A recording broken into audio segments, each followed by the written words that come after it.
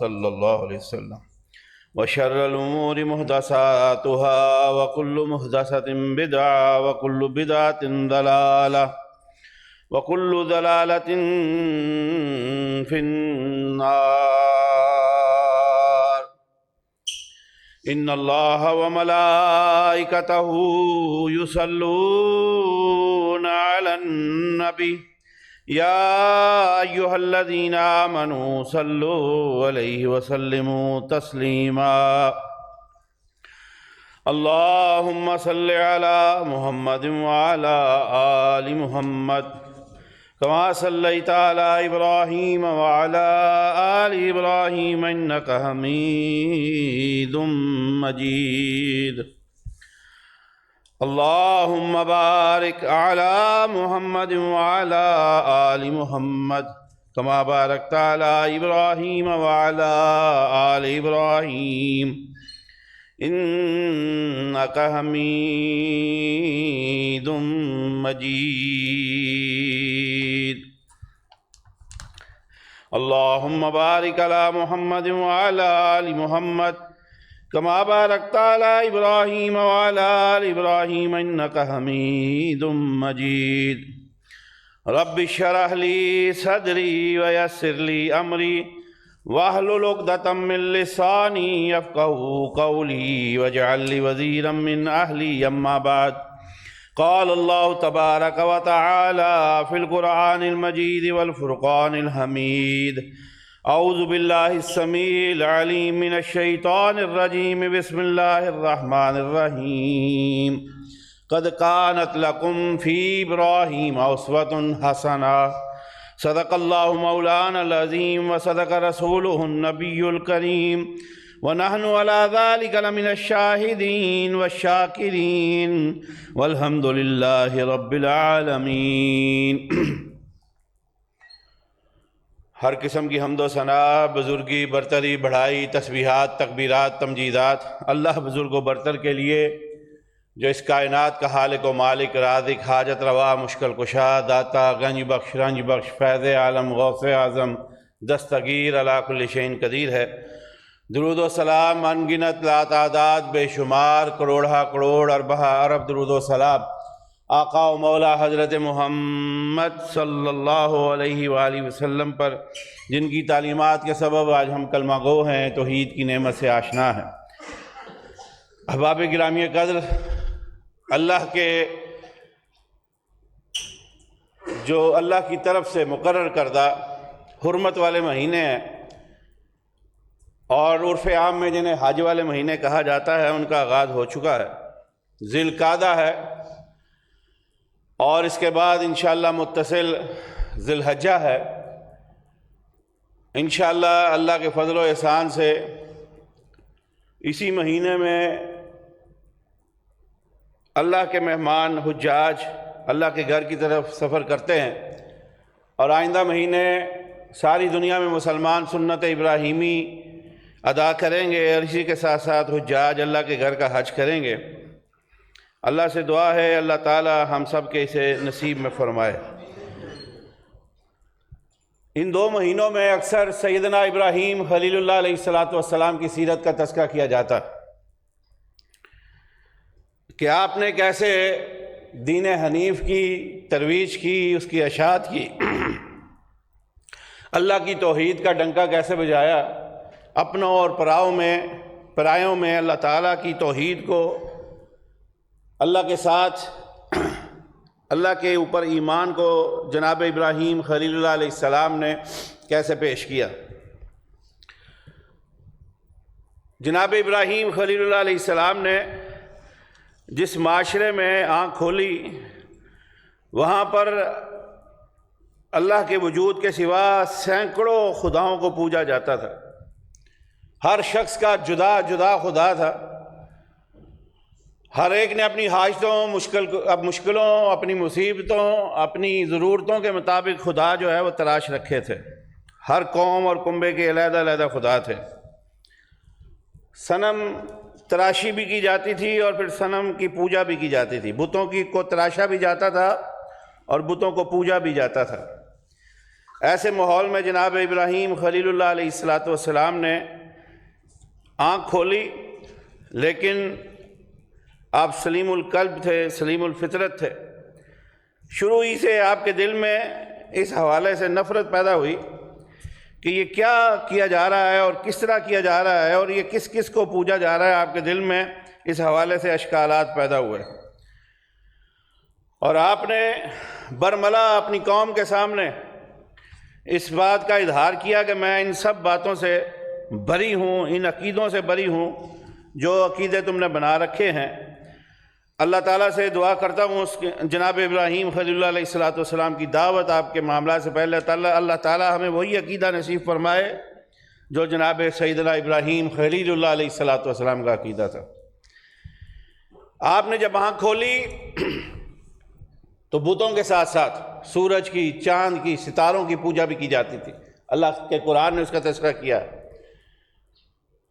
فلما رأى الشمس بازغة، کہیں فرمایا فلما رأى القمر بازغة۔ اللہ کے پاک پیغمبر نے، جناب خلیل نے سورج کو دیکھا، چاند کو دیکھا، ستاروں کو دیکھا، اور ان کی وسعت کو دیکھ کے، ان کی روشنیوں کو دیکھ کر، ان کی خوبصورتی کو دیکھ کر یہ کہا کہ شاید یہ میرے رب ہیں۔ لیکن اللہ کی مخلوق ہیں یہ تینوں، اور جیسے ہی یہ پروان چڑھے، طلوع ہوئے، اور اپنے اپنے وقت پہ جب غروب ہوئے، جناب خلیل اللہ علیہ السلام نے اسی کے ساتھ اعلان کر دیا، لما افل قال لا احب الافلین، یہ کہا کہ یہ تو غروب ہو گیا، اور میں وہ اس کو خدا کیسے مان لوں جو خود غروب ہو جائے، جو خود مٹنے والا ہے اس کو ابراہیم کیسے خدا مان لے۔ اور کہیں فرمایا سورج کو دیکھ کے ھذا ربی ھذا اکبر، استفہامی انداز میں سیکھنے کے لیے، سمجھنے کا کہ شاید یہ سورج بڑا ہے، یہ میرا خدا ہے۔ اور جب وہ بھی غروب ہو گیا، سورج بھی اپنے وقت پر غروب ہو گیا، تو جناب ابراہیم خلیل اللہ علیہ السلام نے اس کے حوالے سے بھی برات کا اعلان کر دیا کہ یہ میرے خدا نہیں ہو سکتے۔ اس کے بعد جناب خلیل اللہ علیہ السلام کا تذکرہ کیا ہے اللہ کے قرآن نے اپنے والد کے ساتھ، وَاذْكُرْ فِي الْكِتَابِ ابراہیم إِنَّهُ كَانَ صِدِّيقًا نَبِيًّا۔ اے محبوب، میرے اس کلام میں ابراہیم کا تذکرہ کیجئے، وہ ایک سچے نبی تھے۔ اور اس کے بعد کیا تذکرہ کیا؟ اذ قال لأبیہ یا ابت لم تعبد ما لا يسمع ولا يبصر ولا یغنی عنک شیئا۔ اللہ کی توحید کی دعوت اپنے گھر سے شروع کی۔ وہ توحید کی معرفت جو انہوں نے ان سورج، چاند، ستاروں کی نفی کر کے حاصل کی کہ یہ رب نہیں ہو سکتے، اس کے بعد اللہ نے دل میں جو شمع جلائی، اس دعوت کو پھر اپنے گھر سے اس کا آغاز کیا، اور کہا اے ابا جان، اس سے دو باتیں اخذ ہوتی ہیں، میں دونوں کا تذکرہ کروں گا۔ اذ قال لأبیہ یا ابت لم تعبد ما لا يسمع ولا يبصر ولا یغنی، تین باتیں جو سنتے نہیں ہیں، جو دیکھتے نہیں ہیں، جو آپ کو کوئی نفع نقصان نہیں دے سکتے، آپ ان کی عبادت کیوں کرتے ہیں؟ کیوں کرتے ہیں ان کے؟ لما تعبد، کیوں ان کی عبادت کرتے ہیں؟ کیوں ان کے سامنے چڑھاوے چڑھاتے ہیں؟ کیوں ان کے نام کی نیازیں بانٹتے ہیں جو نہ آپ کو دیکھ سکتے ہیں، نہ آپ کو سن سکتے ہیں، نہ آپ کو کوئی نفع نقصان پہنچا سکتے ہیں، اور آپ کیا کرتے ہیں؟ ان کے سامنے چڑھاوے چڑھاتے ہیں، ان کی عبادت کرتے ہیں، ان کے سامنے ہاتھ باندھ کے کھڑے ہوتے ہیں، ہاتھ پھیلاتے ہیں۔ کیوں؟ حالانکہ وہ آپ کو نفع نقصان نہیں دے سکتے۔ قرآن نے اس گفتگو کو نقل کیا ہے، کہاں؟ سورہ مریم میں۔ گھروں میں جائیں، خود قرآن کھولیں اور اس کا مطالعہ فرمائیں۔ فرمایا یا ابت انی قد جانی من العلم، جیسے کہ میں نے ابتدا میں کہا کہ ابا جان، اللہ نے جو مجھے علم دیا ہے وہ آپ کے پاس نہیں ہے۔ ما لم یاتک، اللہ نے جو مجھے علم دیا ہے وہ آپ کے پاس نہیں آیا، نہیں پہنچا، اور میں آپ کو بتا رہا ہوں کہ چھوڑ دیں ان بتوں کی، ان ناخداؤں کی، جو جھوٹے خدا، ان کی پوجا، ان کی عبادت، ان کے چڑھاوے، ان کی نظر و نیاز چھوڑ دیجئے۔ اللہ اکبر۔ فاتبعنی، اور میری اتباع کیجئے۔ کس بات میں؟ اہدک صراطا سویا، تاکہ میں آپ کو سیدھی راہ کی طرف لے کے جاؤں۔ اللہ کا نبی ہیں اور کہہ رہے ہیں میری اتباع کیجئے تاکہ اللہ کے راستے کی طرف، سیدھے راستے کی طرف آپ کو لے کر جاؤں۔ اللہ اکبر۔ فرمایا یہ بہت بڑی بات ہے اگر ہم سمجھیں تو اس سے معلوم ہو جاتا ہے کہ ہر وہ عقیدہ جو اللہ کی معرفت کو چھینے ہم سے، جو اللہ کے در کو ہم سے چھڑوائے، جو اللہ کی بجائے کسی اور طرف لے کے جائے، در حقیقت وہ باطل عقیدہ نہ آسمان سے اترا ہے، نہ کسی صالح شخص کا ہو سکتا۔ آگے ابراہیم خلیل اللہ علیہ السلام نے بہت بڑی بات کی اور کیا کہا؟ یا ابت، اے ابا جات، لا تعبد الشیطان، شیطان کی عبادت نہ کریں۔ معلوم ہوا اگر ہم رب کو چھوڑ کے مسجدوں میں آ کے اس کے سامنے جھکنا چھوڑ کے اس کے نام کی نظر و نیاز چھوڑ کے کسی اور کے نام کی دیں، اللہ کے مقابلے میں ہم شیطان کی عبادت کرتے ہیں۔ اللہ تعالیٰ ہمیں ایسی گمراہی سے محفوظ فرما۔ وہ عقیدے اور وہ رسمیں اور وہ رواج اور وہ لوگوں کے طرز اور طور طریقے جو ہمیں اللہ کی طرف سے چھڑا کر کہیں اور لے کے جائیں، ابراہیم خلیل فرما رہے ہیں لا تعبد الشیطان، در حقیقت یہ شیطان کی عبادت ہے۔ اللہ تعالیٰ ہمیں شیطان کی عبادت سے محفوظ فرمائے۔ اور فرمایا ان الشیطان کان للرحمن عصیا، شیطان اللہ کا کھلا دشمن ہے، اور جو رب کا دشمن ہے وہ یہ کیسے چاہے گا کہ رب کی مخلوق رب کی عبادت کرے؟ وہ تو چاہے گا یہ رب کی مخلوق گمراہ ہو، برباد ہو، یہ جہنم کا ایندھن بنے، اس لیے وہ چاہتی ہے سب سے پہلا وہ جو وار کرتا ہے انسان پہ، اس کو عقیدے سے گمراہ کرنا چاہتا ہے۔ وہ رب کو چھوڑ کے دوسروں کی عبادت کرے، رب کو چھوڑ کے دوسروں کے نام کی نظر و نیاز دے، رب کو چھوڑ کے دوسروں کو پکارے اپنی مصیبتوں میں۔ اللہ تعالیٰ ہمیں عقیدہ توحید نصیب فرما۔ اور آگے فرمایا یا ابت انی اخاف ان یمسک، مجھے ڈر ہے کہ آپ کو چھو لے گا عذاب من الرحمن، اللہ کا عذاب۔ اللہ اکبر۔ فتکون للشیطان ولیا، اور یہ رب کا عذاب تمہیں شیطان کی قربت بنا دے گا، اس کا ولی بنا دے گا۔ بعض لوگوں کی توحید سے روگردانی انہیں شیطان کی قربت نصیب کر دیتی ہے۔ جو رحمان سے دور ہو وہ شیطان کا ولی بن جاتا ہے، جو رب کی عبادت سے دور ہو جائے وہ شیطان کی عبادت کرنے والا اس کا مقرب بن جاتا ہے۔ اللہ تعالی ہمیں ایسی کیفیت سے محفوظ فرما۔ اب یہ دیکھیے توحید کی دعوت دی ہے، لیکن یہاں پر ایک پہلو اجاگر کرنا چاہوں گا۔ سامنے والد ہے، یا ابت، اے ابا جان، اسلوب کو دیکھیے۔ کہیں قرآن نے بدتمیزی کا تذکرہ نہیں کیا، مشرک ہے باپ، باطل عقیدے پر ہے، اس کے باوجود جناب ابراہیم خلیل اللہ علیہ السلام کے اسلوب گفتگو کو دیکھیے۔ عقیدہ غلط ہونے کے باوجود یہ بتایا جا رہا ہے کہ والد سے کبھی بدتمیزی سے بات نہیں کرنی، والد کا احترام، اس کی تکریم ملحوظ رہے، دعوت اپنی جگہ، تبلیغ اپنی جگہ، عقیدے کی اصلاح اپنی جگہ، لیکن خبردار والد سے گفتگو کرتے ہوئے کو بدتمیزی کرے، اونچا بولے۔ وَقَضَىٰ رَبُّكَ أَلَّا تَعْبُدُوا إِلَّا إِيَّاهُ وَبِالْوَالِدَيْنِ إِحْسَانًا إِمَّا يَبْلُغَنَّ عِندَكَ الْكِبَرَ أَحَدُهُمَا أَوْ كِلَاهُمَا فَلَا تُقِل لَّهُمَا أُفٍّ وَلَا تَنْهَرْهُمَا وَقُل لَّهُمَا قَوْلًا كَرِيمًا۔ والدین کے سامنے اف کرنے کی بھی اجازت نہیں ہے۔ خبردار، والدین کی عزت و تکریم کرو، ان کے ساتھ بدتمیزی کی گنجائش موجود نہیں ہے، نہیں برداشت کیا جائے گا۔ اللہ کے ہاں وہ مردود ہے شخص جو والدین کا گستاخ ہو، مردود ہے وہ، اللہ کی رحمت سے دتکارا گیا ہے وہ جو اللہ والدین کا گستاخ ہے۔ اللہ والدین کی تکریم کی توفیق نصیب فرمائے۔ ساری گفتگو میں ابراہیم نے ادب، آداب، اخلاق کو نہیں پھلانگا، بڑے ادب سے دعوت دی۔ آگے کیا فرمایا؟ جواب کیا ملا؟ قال راغب انت عن آلہتی یا ابراہیم لئن لم تنتہی لارجمنک واہجرنی ملیا۔ جواب کیا ملا؟ تلخی کے ساتھ۔ اللہ اکبر۔ جب دلیل نہ ہو، جب دلیل کا جواب دلیل سے باقی نہ رہے تو پھر دھمکیاں ملتی ہیں، مرنے مارنے کی باتیں کی جاتی ہیں۔ کہا راغب انت عن آلہتی، اے ابراہیم ہمارے خداؤں کی نفی کرتے ہو، ہمارے مشکل کشاؤں کی نفی کرتے ہو۔ اللہ اکبر۔ اور فرمایا اگر تم باز نہ آئے، لئن لم تنتہی، اگر توحید کی دعوت دینے سے باز نہ آئے، وحدہ لا شریک کا تعارف کروانے سے ہمیں باز نہ آئے، یہ کہنے سے باز نہ آئے کہ اللہ کے سوا کوئی مشکل کشا نہیں، کوئی حاجت روا نہیں، کوئی بیماریوں سے مرض دینے والا نہیں، کوئی مشکلات کے رخ موڑنے والا نہیں، کوئی مصیبتوں کو ٹالنے والا نہیں، کوئی تمہاری ضرورتیں پوری کرنے والا نہیں، کوئی رزق دینے والا نہیں، کوئی اولاد دینے والا نہیں۔ اگر یہ سب کچھ ہمیں کہنے سے باز نہ آئے، لَئِن لَّمْ تَنْتَهِ لَأَرْجُمَنَّكَ وَاهْجُرْنِي مَلِيًّا۔ کیا ہوگا؟ سب سے پہلے میں تمہیں پتھروں کی بارش کرواؤں گا۔ کس کے بدلے میں؟ اللہ اکبر، توحید کی دعوت دینے کی وجہ سے تم پر پتھروں کی بارش کرواؤں گا۔ لَأَرْجُمَنَّكَ وَاهْجُرْنِي مَلِيًّا، یا علاقہ بدر کروا دوں گا۔ ہمیں توحید کی دعوت دیتے ہو؟ اللہ اکبر۔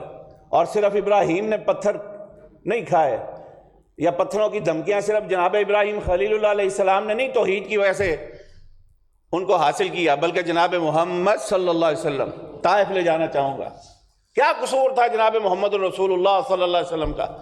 طائف چلے گئے رب کی توحید کی دعوت دینے کے لیے، اور اپنے عقیدوں کو درست کر لو، کوئی نہیں ہے حاجت روا مشکل کشا، کوئی نہیں کرنیوں بھرنیوں والا، کوئی نہیں نصیب پھیرنے والا، کوئی نہیں تقدیر اور مقدر بدلنے والا، کوئی نہیں تمہیں مرض سے شفا دینے والا، کوئی نہیں تمہیں مصیبتوں آزمائشوں سے بچانے والا، رب کے سوا اور کوئی نہیں اس کے سوا عبادت کے لائق۔ اسی کے سامنے سر جھکاؤ، اسی کے سامنے ہاتھ پھیلاؤ۔ یہ نظر و نیاز، یہ سبیلیں، یہ نیازیں صرف اللہ ہی کے لیے ہیں، اسے سب بتانے کے لیے۔ جب طائف کے پہنچے، بدلے میں کیا ملا؟ پتھروں کی بارش کر دی گئی۔ وہ جو مجسم رحمت بن کے آیا، اس کو پر پتھروں کی بارش کر دی گئی۔ کوئی توقف نہیں کیا گیا، کسی وقفے کے بغیر اللہ کے رسول صلی اللہ علیہ وسلم جہانوں کی رحمت سے اس قدر بدترین سلوک کیا گیا۔ اللہ کی رحمت کو جوش آتا ہے، ملک الجبال پہنچتے ہیں اللہ کے رسول کے پاس، آقا حکم ہو ان طائف کے بلند و بالا پہاڑوں کے درمیان ان کو مسلح بنا دیا جائے۔ حیرانگی ہوتی ہے، مکہ سے طائف کی طرف سفر کریں، اللہ آپ سب کو نصیب فرمائے۔ بڑے بلند و بالا پہاڑ ہے، یکدم بہت اونچائی ہے وہاں کی طرف۔ حیرانگی ہوتی ہے یہ کیسے اتنے بلند و بالا پہاڑ ہے، اور اس کی طرف اللہ کے رسول کو کہا جا رہا ہے یہ آپ کو پتھر مارنے والوں کو خود پتھروں کی غذا بنا دیا جائے۔ لیکن اللہ کے رسول نے کیا فرمایا؟ نہیں، یہ مجھے نہیں جانتے، اللہ ان کو ہدایت دے، ان کی نسلوں میں سے مواحد پیدا ہوں گے، توحید کی دعوت دینے والے پیدا ہوں گے۔ پتھر کھا کے بھی اللہ کے رسول رحمت کی دعا کر رہے ہیں۔ اللہ تعالی ہمیں رسول خدا صلی اللہ علیہ وسلم کی سیرت سے سیکھنے کی توفیق نصیب فرما۔ یہ اپنے والد کے بعد جناب ابراہیم خلیل اللہ علیہ السلام نمرود کے دربار میں پہنچتے ہیں۔ اللہ اکبر، اور اس کو دعوت دیتے ہیں۔ اس کا تذکرہ اللہ تعالیٰ نے 30ویں پارے میں کیا ہے، اور کہاں؟ سورہ یہ جو ہم آیت الکرسی پڑھتے ہیں 30ویں پارے میں، اس کے بالکل متصل ہے، اس کے بالکل ساتھ ہے۔ اللہ اکبر، اللہ نے تذکرہ کیا، الم تر الی الذی حاج ابراہیم فی ربہ ان آتاہ اللہ الملک اذ قال ابراہیم ربی الذی یحیی ویمیت قال انا احیی وامیت قال ابراہیم فإن اللہ یأتی بالشمس من المشرق فأت بها من المغرب فبہت الذی کفر واللہ لا یہدی القوم الظالمین۔ اللہ فرما رہے ہیں کیا دیکھا نہیں ہے کہ کیسے اس وقت کے بادشاہ نمرود نے ابراہیم کے ساتھ جھگڑا کیا؟ کس بات پہ؟ اس کے رب کے حوالے سے، رب کے انکار کے حوالے سے۔ جناب ابراہیم اللہ کی طرف بلا رہے ہیں، وہ انکار کر رہا ہے، وہ خود کو خدا سمجھ بیٹھا ہے۔ بادشاہی مل جائے دیتا تو اللہ ہے، تختوں پہ بیٹھنے والے خود کو بادشاہ، خود کو خدا سمجھنے لگتے ہیں۔ اللہ نے اس کا تذکرہ کیا کہ ابراہیم نے جا کے جناب ابراہیم نے نمرود کو دعوت دی اللہ کی توحید کی، تو اس نے جھگڑا کیا کس بات پہ؟ کیا کہتا ہے؟ اللہ اکبر، جناب ابراہیم کہتے ہیں ربی الذی یحیی ویمیت، میرے رب تو وہ ہے جو زندگی عطا کرتا ہے، جو عدم سے موجود کرتا ہے، تذکرے نہیں ہوتے کسی کے، معلوم نہیں ہوتا، وہم و گمان نہیں ہوتا کہ یہ کوئی دنیا میں آئے گا۔ اللہ تعالیٰ پھر اس کا وجود دنیا میں لاتے ہیں۔ هل اتى على الانسان حين من الدهر لم يكن شيئا مذكورا، چند مہینوں پہلے کسی کا نام و نشان نہیں ہوتا کہ کون دنیا میں آئے گا، اس کا نام کیا ہوگا، اس کی جنس کیا ہوگی، نہیں خبر ہوتی۔ پھر وہ دنیا میں آتا ہے، یہ عدم سے وجود کی طرف سفر اللہ کی مرضی سے طے ہوتا ہے، وہ عطا کرنے والا ہے۔ اور کہا ابراہیم نے ربی الذی یحیی ویمیت، میرا رب وہ ہے جو زندگی عطا کرتا ہے۔ اللہ اکبر۔ کہنے لگا وہ بادشاہ وقت نمرود، قال انا احیی و امیت، اور کہا اسی کے حکم سے، تو جناب ابراہیم نے کہا نا وہی تو زندگی دینے والا ہے عدم سے وجود کی طرف، اور وہی تو ہے جو موت کر دیتا ہے۔ کہنے لگا انا احیی و امیت۔ کیسا جواب تھا؟ انا احیی و امیت، میں بادشاہ ہوں، میں بھی زندہ کر سکتا ہوں، میں بھی موت عطا کر سکتا ہوں، لیکن یہ تو جھوٹی دلیل تھی کہ ایک بے گناہ کو پکڑ کے قتل کر دیا، کہا دیکھا میں نے موت دے دی، اور ایک سزائے موت کے قیدی کو رہا کر دیا، دیکھا میں نے موت والے کو زندگی عطا کر دی۔ حالانکہ اس کا معنی یہ تھا کہ وقت پہ جس کا موت کا وقت مقرر ہے، اس وقت مقرر پر زندگی کو چھیننے والا رب کی ذات ہے، کوئی اور موت نہیں دے سکتا۔ لیکن ایک بے سروپا اپنی طاقت کے نشے میں ایک کام کر کے کہنے لگا انا احیی و امیت، اللہ کے مقابلے پہ اتر آیا کہ میں زندگی دینے والا ہوں اور میں موت دینے والا ہوں۔ اب اس کے جواب میں جب وہ پھنس گیا کہ اللہ کی قدرت، اللہ کے اختیار، اللہ کے جو ملک ہے اس کو چیلنج کر کر جب وہ پھنس گیا، پھر اس کے بعد اللہ کے پیغمبر جناب ابراہیم نے اسے بڑی دلیل پھینکی، کہا اللہ اکبر، فَإِنَّ اللَّهَ قَالَ إِبْرَاهِيمُ فَإِنَّ اللَّهَ يَأْتِي بِالشَّمْسِ، میرا رب تو وہ ہے جو مشرق سے سورج کو طلوع کرتا ہے۔ فَإِنَّ اللَّهَ يَأْتِي بِالشَّمْسِ، میرا رب وہ ہے جو مشرق سے سورج کو طلوع کرتا ہے، اور اگر تو رب ہے، تیرے پاس اختیار ہے، تیرے پاس ملک ہے، تیرے پاس قدرت ہے، جیسے تو کہنے والا ہے، دعویٰ کرتا ہے، جھوٹا دعویٰ کرتا ہے، کہا پھر کر، فَأْتِ بِهَا مِنَ الْمَغْرِبِ، میرا رب تو مشرق سے نکالتا ہے، اگر تو واقعی رب ہے اس کو مغرب سے نکال کے دکھا۔ جواب کیا تھا؟ خاموش ہو گیا۔ فَبُهِتَ الَّذِي كَفَرَ، اللہ کا قرآن کہتا ہے مبہوت ہو گیا، لاجواب ہو گیا، کوئی دلیل باقی نہ رہی۔ اللہ اکبر۔ اس کے بعد کیا ہوا؟ اب مشورے ہونے لگے، ابراہیم کو آگ میں جلا دو، اس کی دعوت کو روک دو، کیسے اس کا مقابلہ کرے، کیسے اس کو روکیں؟ اللہ نے پھر اس کا تذکرہ کیا ہے۔ 17ویں پارے میں چلتے ہیں۔ اللہ اکبر۔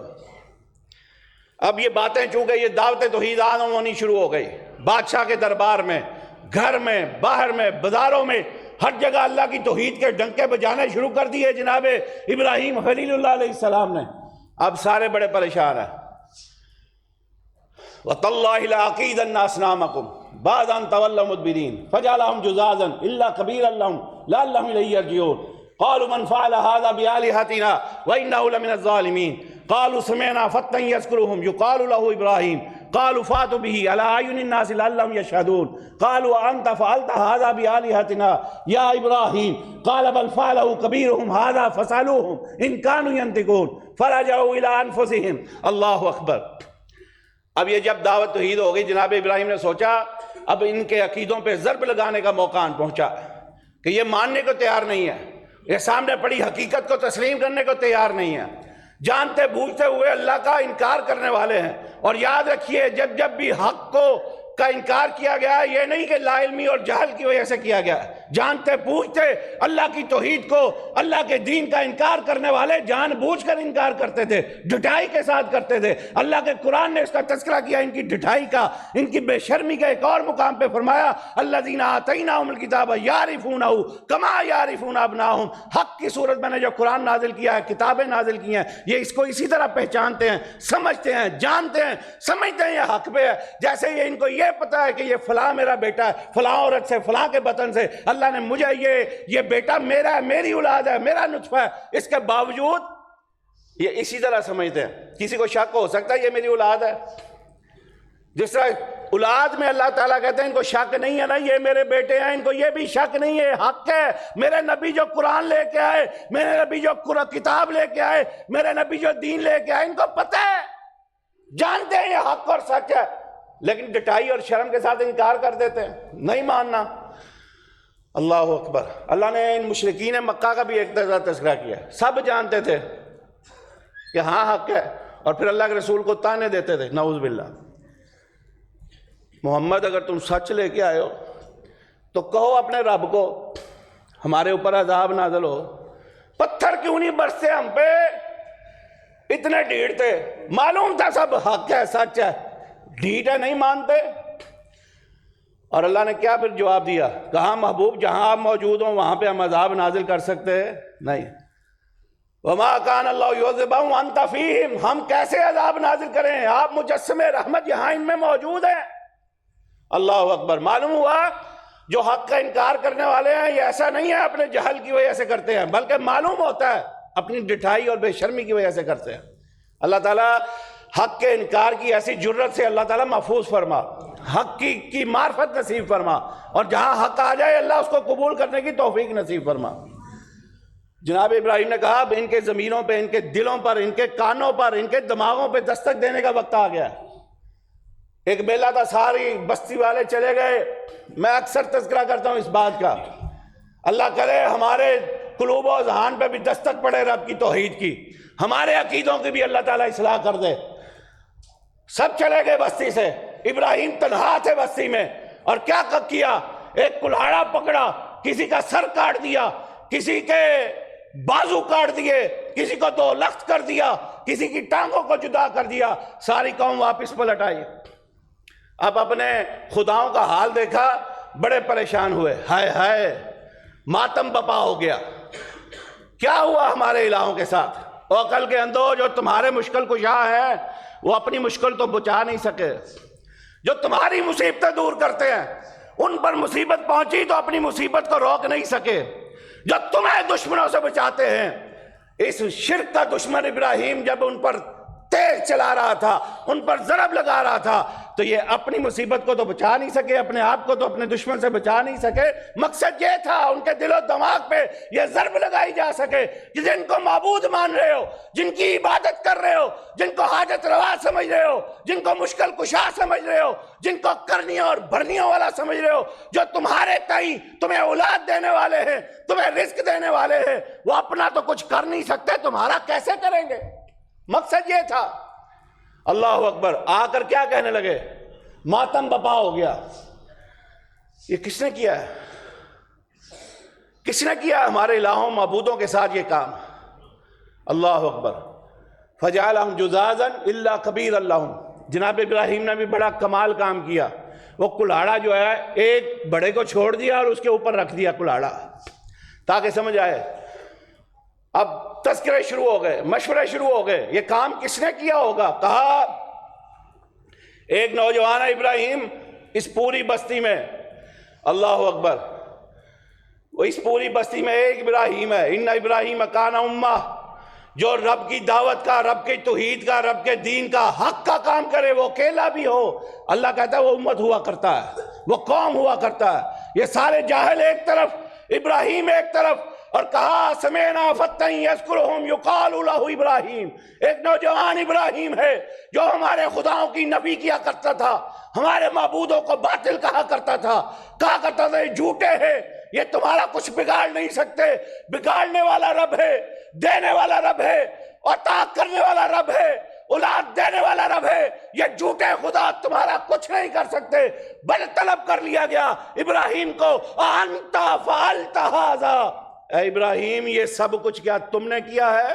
بِآلِہَتِنَا، ہمارے معبودوں کے ساتھ، ہمیں اولاد دینے والوں کے ساتھ، ہماری مشکلیں ٹالنے والوں کے ساتھ، ہمیں مرض سے شفا دینے والوں کے ساتھ، ہماری کرنیوں بھرنیوں والوں کے ساتھ یہ سلوک تم نے کیا ہے؟ عقل پہ پردے پڑے ہیں، اور جو تمہارے کرنیوں بھرنیوں والے ہیں اپنی مصیبت تو نہیں ٹال سکے۔ اگر کچھ کرنے والے ہوتے تو ابراہیم کے اس وار کا مقابلہ کرتے، لیکن عقل پہ پردہ پڑ جاتا ہے۔ جب توحید دب جائے، جب رب کے دین سے دور ہو جاؤ، پھر عقل پہ پردے پڑ جایا کرتے ہیں۔ بجائے اس کے کہ اپنی اصلاح کرتے، ابراہیم کو طلب کر لیا، انت فعلت ھذا، ہمارے معبودوں کے ساتھ یہ سلوک تم نے کیا ہے۔ ابراہیم خلیل نے علیہ السلام مزید سمجھانے کے لیے کہا، بل فعلہ کبیرہم، انہاں جو کو جو ہے نا وہ ڈینے کیتا جے، ویکھو دی مونڈے تھے، اس کے کندھے پر یہ کلہاڑا پڑا ہے، اس نے کیا ہے۔ معلوم تھا کچھ کر سکتے نہیں، معلوم تھا نہیں کچھ کر سکتے، لیکن لاجواب ہو کے ابراہیم کے ساتھ جھگڑنا شروع کر دیا۔ اب نمرود کے بھی آرڈر تھے، جناب ابراہیم نے نمرود کی بادشاہی کو اس کی جھوٹی خدائی کے دعوے کو چیلنج کر کے آئے تھے۔ اب یہ قوم بھی لاجواب ہو گئی کہ یہ تو ہمارے معبودوں، الہوں، مشکل کشاؤں کو، یہ ہمارے کرنیوں بھرنیوں والوں کو، یہ تو سب کی تردید کرتے چلا جا رہا ہے، یہ تو ہمارے عقیدے کو لے دے جائے گا، یہ وحدہ لا شریک کی بات کرتا ہے، یہ سچے رب کی بات کرتا ہے، یہ نیلی آسمان والے چھت کے رب کی بات کرتا ہے۔ ہم کیسے ایک وحدہ لا شریک کو مان لیں؟ بس ایک رب سب کچھ کرتا ہے، ہم کیسے مان لیں؟ ان کو کیسے چھوڑ دیں؟ اللہ نے ان کے دلوں کے تذکرہ کیا۔ وَإِذَا ذُكِرَ اللَّهُ وَحْدَهُ اشْمَأَزَّتْ فِي قُلُوبِ الَّذِينَ لَا يَعْلَمُونَ۔ اللہ کہتے ہیں بڑے لوگوں کے عقیدے ایسے ہیں، ان کو کہا جائے نا ایک ہی کرتا ہے تو ان کے دلوں میں گھٹن پیدا ہوتی ہے، مر جاتے ہیں اندر سے۔ او ایک رب بھی توڑا جو دروا مشکل کشا ہے، جب بھی یہ بات کرو ان کے دلوں میں تنگی پیدا ہوتی ہے۔ اب وہ کیسے مان لیتے کہ ہمارے معبودوں کی نفی ہو گئی ہے؟ اللہ اکبر۔ اب فیصلہ ہوا، کیونکہ باپ نے بھی کہا تھا وَاہْجُرْنِی مَلِیًّا لَأَرْجُمَنَّکَ وَاہْجُرْنِی مَلِیًّا، تم پر اے ابراہیم میرے معبودوں کی نفی کرتے ہو، میں تمہیں، اللہ اکبر، تم پر پتھر برساؤں گا، تمہیں رجم کرواؤں گا۔ کہیں بادشاہ سے بھی ٹکر لے لی، اس نے بھی دشمنی کا ارادہ کر لیا۔ اب یہ ساری قوم اکٹھی ہو گئے، فیصلہ کیا ہوا؟ کہا ابراہیم کو آگ میں پھینک دو۔ اللہ نے اس کا تذکرہ کیا، ابراہیم کو آگ میں پھینک دو۔ بڑی چیخا چلائی گئی، بہت بڑی آگ کا الاؤ گرم کیا گیا، اتنا گرم تھا اوپر سے گزرنے والا کوئی پرندہ بھی نہیں گزر سکتا تھا، بھون کر نیچے گر جاتا تھا۔ جناب ابراہیم علیہ السلام کو ایک منجیق کے ذریعے دور سے پھینکنے والا ایک آلہ ہوا کرتا تھا، اس کے ذریعے ابراہیم خلیل اللہ علیہ السلام کو اس آگ میں پھینک دیا گیا۔ مقصد کیا تھا؟ ہمیں رب کا تعارف کرواتا ہے، یہ مقصد تھا۔ جناب رسول اللہ صلی اللہ علیہ وسلم کو پتھر کیوں پڑے؟ مقصد کیا تھا پتھر مارنے کا؟ یہ آگے ہمیں سچے رب کی دعوت نہ دے، نہ بتائے ہمیں رب کے سوا کوئی عبادت کے لائق نہیں ہے۔ اور جناب ابراہیم کو کیوں پھینکا گیا؟ ابراہیم نہ رہے، کیوں؟